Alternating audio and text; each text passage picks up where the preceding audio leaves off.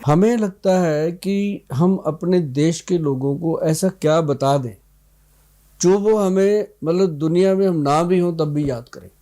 मतलब ऐसी चीज़ें जो उनकी रसोई घर में पड़ी हुई हैं उनको ठीक कर सकती हैं, उनके बच्चों को ठीक रख सकती हैं। सबसे बड़ी चीज़ तो पेट है।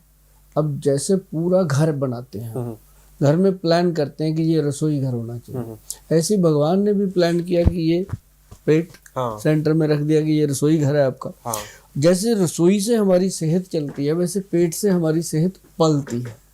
तो पलना और चलना दोनों चीज़ें अगर सही रहें तो कमाल होती है। अब क्या होता था कि पहले होता था कि हमारी जो रसोई है वो जो हमारी दादियाँ होती थी, हमारी माँ तक का जो स्टेटस रहा वो ये रहा कि ज़मीन पे चूल्हा होता था मिट्टी का, वहीं बैठ के वो खाना बनाती थी और हम लोग सब इर्द गिर्द बैठ के खाते थे। ज़्यादा से ज़्यादा छोटे साइज का स्टूल होता था, इससे बड़ा नहीं। अब क्या हो गया, डाइनिंग टांगें लटका के बैठना। जब बहुत सारे ऐसे लोग हैं जो मतलब बोलने में कई बार सख्त शब्द बोला जाए तब भी बुरा नहीं है, जो लोग बेड पे बैठ के खाते हैं। भाई साहब आप आजमा के देखना। बहुत लोग मुझे कहते हैं कि गोयल साहब आप कहते हो बेड पे खाना बैठ के नहीं खाना चाहिए, क्या होता है? मैं कहा यार आप ये देखो, आप बेड के ऊपर बैठ के खाना खाते हो तो आपको क्या लगता है कि आप बहुत तरक्की कर रहे हो जीवन में? और जो लोग ज़मीन पे बैठ के खाना खाते हैं, फर्श पे बैठ के खाना खाते हैं आलती पालती माल के, तो उनकी गट हेल्थ ठीक रहती है, अर्थ के साथ जुड़े रहते हैं, सेहत ठीक रहती है। और जो बेड पे बैठ के खाना खाते हैं, आप अजमा के देख लेना, दूसरे दिन आपके घर में कोई ना कोई या आपके जीवन में बैड न्यूज़ आने वाली होती है। अच्छा, आती है। जमीन पर बैठने से और बेड पे बैठने से हाँ, जगह बैठ तो रहे हैं, कहाँ अंतर आ रहा है? जो बेड है ना उस पे हम सारे कर्म करते हैं। जो जमीन है ना, वो जमीन पे जब हम बैठते हैं तो हमारा जो शरीर का अर्थ है वो धरती। अब जैसे अर्थ टच है जमीन का और मदर टच है, सेम बेनिफिट आएंगे आपको। आप नंगे पाँव चलो ना सुबह सुबह मिट्टी के अंदर या आप घास के ऊपर, तो उसके बाद आपको फील आएगा कि वाकई आज दिन पूरे दिन में फील आएगा। महसूस करो ना करो, लेकिन अगर आपने कर लिया तो आपको पता चलेगा यार सुबह वाली जो घास वाली सैर थी ना उसका फ़ायदा हो रहा है। अच्छा। तो ये थकावट नहीं होने देती चीज़ें। अब बेड पे जाते ही नेचती, बेड पे जाते ही सोने का मन। बेड पे तो जाने का मतलब है सोना, थॉट है। आप मंदिर जाते हो उस तरह का थॉट होगा, थाने जाते हो उस तरह की सोच बनेगी, ठेके पे जाओगे उस तरह की सोच बनेगी, तो बेड पे जाओगे वैसा होगा, डाइनिंग टेबल पे जाओगे वैसा मन होगा, बाथरूम में घुसोगे तो वैसा मन होगा। जैसा आप करोगे वैसा ही आपका मन होगा।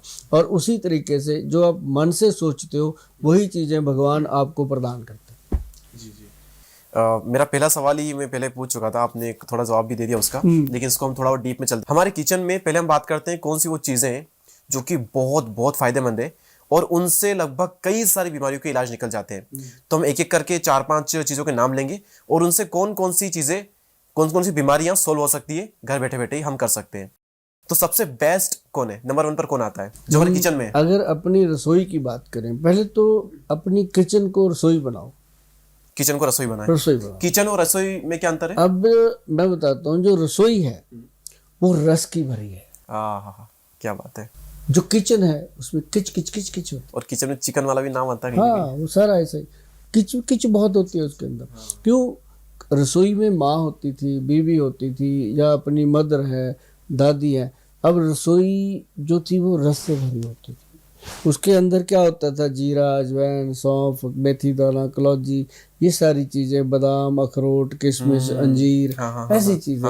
उसके अंदर चटनी होती थी, उसके अंदर अचार होते थे घर के बने हुए। अब जब से आपने बनाई किचन, पहले तो उसमें सतरंगा पचरंगा अचार डाल दिया, चटनी भी बाजार की आ गई, सॉस आ गई, है ना, चिल्ली सोया फ्लावर वो आ गई। अब वो कौन बनाता है?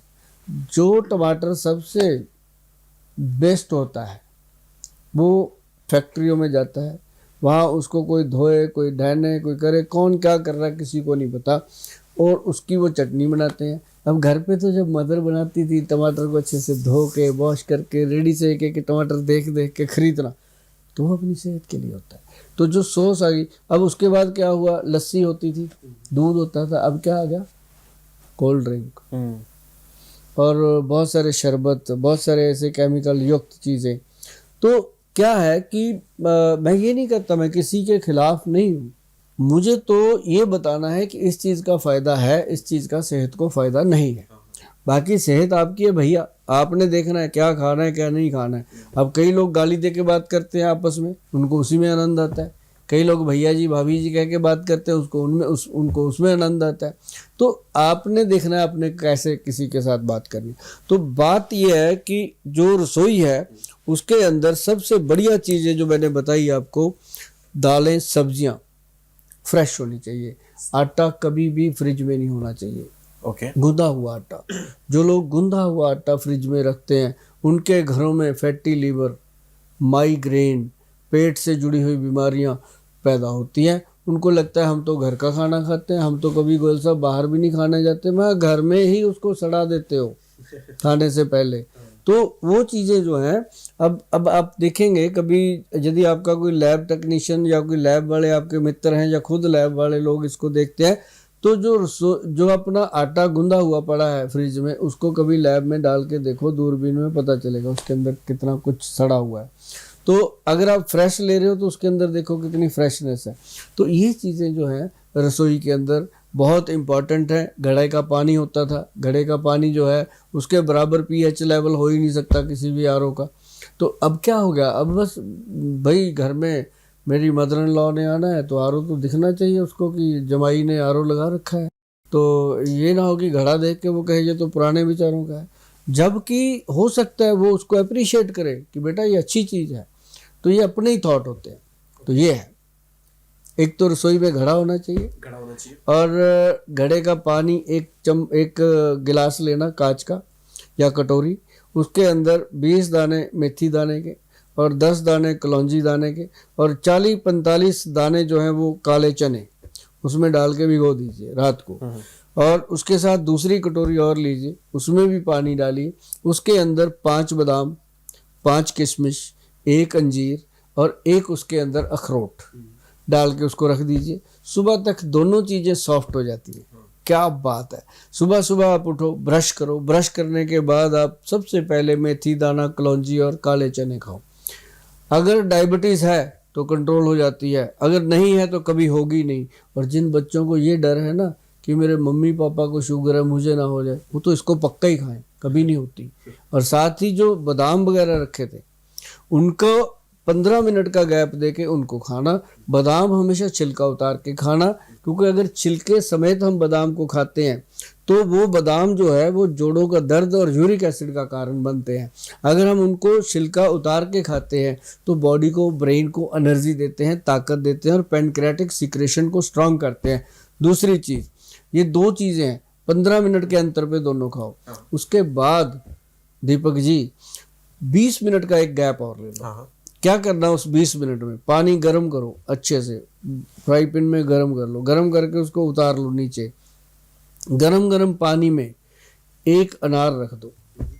जब पानी ठंडा हो जाए अनार अंदर से सिक जाएगा, फिर उसको खोल के खाओ। अरे भाई साहब, जिंदगी में आपने ये चीज़ अनुभव नहीं करी होगी जो उस दिन करोगे आप। क्या आपका हार्ट, ब्रेन, लीवर सॉफ्ट होगा, कोई मतलब इतना शांत हो जाएंगे आप, चिड़चिड़ापन खत्म, ब्रेन को एकदम एनर्जी मिलती है। अनार को गर्म करके खाना, अनार को गर्म करके खाने से। और गर्मियों में उसको ऐसे ही लेना होता है नॉर्मल, फ्रिज में मत रख के खाओ, ठंडा नहीं करना, उसको ऐसे ही खाओ। तो वो जो चीज़ है ना जी, क्या कमाल की मतलब बताई गई है दीपक जी। और ये काम नाश्ते से पहले करना, उसके बाद आधे घंटे का गैप दे के जो मर्जी खाओ पियो, जो आप दिन भर खाते पीते हो एंजॉय करो। लेकिन उसमें भी मैं कहता रहता हूँ कि थोड़ा परहेज के साथ लो। अगर बीमारी कोई आ गई है तो परहेज जरूर करो। फिर भी नंबर 1 पर क्या है, मुझे इसका आंसर नहीं मिला कि नंबर 1 पर कौन सी ऐसी चीज़ है हमारे किचन में, हमारे मसालों में, जो कि बहुत बीमारी सोल्व करती है, और उससे क्या क्या बीमारी सोल्व होती है? सबसे इम्पॉर्टेंट चीज़ जो है, हमारे पूर्वज दे के गए हैं हमें, उनको पता था कि ऐसे तो इसको खाएंगे नहीं ये लोग, उसका टेस्ट तो कोई है नहीं, अच्छा है ना, वो है हल्दी। अच्छा, इसलिए कि हम टेस्ट में नहीं खाएंगे, इसलिए सब्जी में यूज करते हैं। उसको सब्जी में डाला। अब बहुत सारे लोग हैं, उनको पूछो कि आप हल्दी क्यों डालते हो सब्जी में, वो क्या बताते हैं, कि इसका रंग अच्छा हो जाता है। हाँ करेक्ट, कलर कलर के लिए। लेकिन इससे कौन कौन सी बीमारियां सही होती है?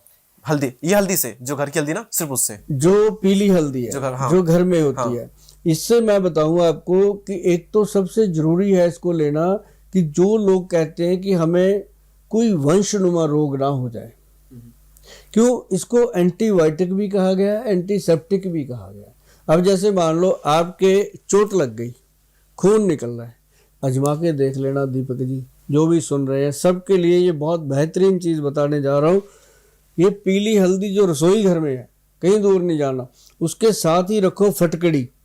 अब फटकरी तो समझते हैं सारे, जी जी, फटकरी जो है उसका पाउडर बना लो, बराबर मात्रा में दोनों लेनी है। जैसे आधा चम्मच वो डालो, आधा चम्मच वो डालो, पानी में घोलो, मिला लो और उसके ऊपर लगा दो जहां भी खून निकल रहा है। चोट लगी, हाँ, ब्लड 1 मिनट में बंद। अच्छा, कितना बड़ा चाहे जख्म ऐसे कट के भरा, उसमें भर दो उसको। अच्छा, हाँ, इन्फेक्शन तो नहीं हुआ कुछ? इंफेक्शन तो जड़ से खत्म करेगी इन्फेक्शन को तो। अच्छा, बल्कि होने, जो लोग कहते हैं ना कट लग गया लोहे का, टेटनस का टीका लगवाना, हाँ, हाँ, भाई साहब जब जमाना था जब टीके होते ही नहीं थे, तब यही टीका था। ते फटकड़ी और हल्दी का मिश्रण वहाँ टिका दो और आप देख रहे भाई साहब, तुरंत अगर ब्लड बंद ना हुआ तो मेरा वीडियो डिलीट कर देना, मेरा इतना इतना विश्वास है इस चीज के ऊपर। अच्छा, जी, ठीक है। और कौन सी बीमारियां सही होती है इससे? और इससे हल्दी से एक त्वचा, स्किन, स्किन, ओके, हाँ, हाँ, स्किन के ऊपर जितनी भी, अब जैसे हल्दी है, इसके अंदर चंदन मिला लो, थोड़ी सी मुल्तानी मिट्टी मिला लो, इसका पाउडर बना के रखो, उसको भाई साहब रगड़ रगड़ के ऐसे बॉडी के ऊपर रगड़ रगड़ के, जितनी ये डेड स्किन लगी होती है, हाँ, पैरों पे लगी होती है ना, एंकल पे, एडियों पे डेड स्किन पैदा हो जाती है, ऐसे यहाँ पे हो जाती है, कईयों की गर्दन काली पीली हो जाती है, इतनी गंदी गर्दन हो जाती है कि उनको खुद ही शीशे में देखते हुए शर्म आती है। ऐसे लोग अगर उसकी मसाज करते हैं तो वो ऐसी चीज़ बनती, और उसके अंदर गुलाब जल डाल लो थोड़ा सा, अच्छा, पानी डालो, गुलाब जल डालो, गुलाब जल नॉर्मल, क्योंकि हमारा जो गुलाब जल है वो इन कामों के लिए नहीं है, वो तो जीने के लिए है, वो महंगी चीज़ है। तो वो जो गुलाब जल नॉर्मल मिलता है वो डाल के उसको अच्छे से पेस्ट बना के रगड़ो जी। जैसे ये उंगलियां हैं, यहाँ कईयों के हाथ काले हो जाते हैं ऐसे रगड़ रगड़ के। अब बाइक चलाते हैं कई मेरे बहन भाई, उनके हाथ यहाँ से काले होते हैं, अट्टन से पड़ जाते हैं, कईयों के यहाँ घड़ी के नग से पड़ जाता है, यहाँ बन जाता है, वो घड़ी का वो पिन लगता रहता है, वो अट्टन सा बन जाता है ना, आपके भी बना होगा। तो इसके ऊपर रगड़ो, मेरे भी बना हुआ था, मैंने रगड़ रगड़ के हटाया।